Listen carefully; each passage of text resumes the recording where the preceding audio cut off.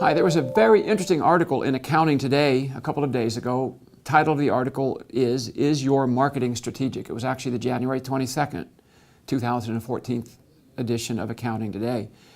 It's an article about marketing for CPAs and how to go out and get new, good, qualified leads and close good new business.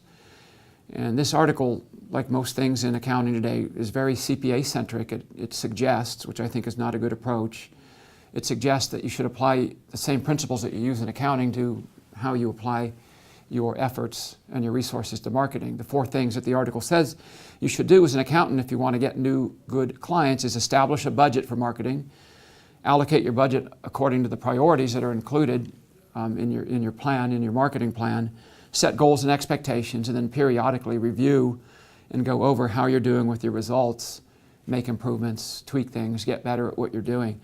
I don't think doing a marketing program the same way that one would do a financial statement or a tax return is very effective, even though I do think that it's important if you're marketing to have a budget and to have goals.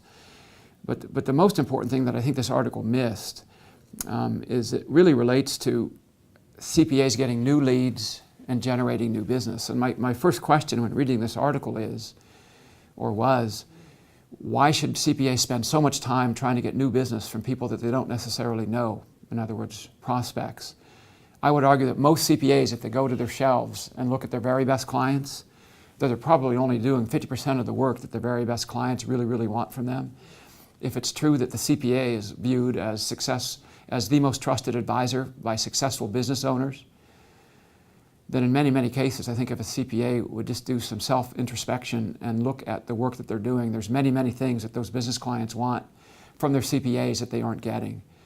Most of those things that they aren't getting tend to be forward-looking services like cash flow planning, lender relationships. Obviously, we know that the CPAs are doing a good job doing all the historical work, preparing tax returns, preparing financial statements. But again, the whole concept of the firm of the future, the concept of the most trusted advisor, is that CPAs, the profession itself, is no longer known as tax preparers or financial statement preparers. They're being looked at as people who can look into the future to help their successful business clients do an even better job.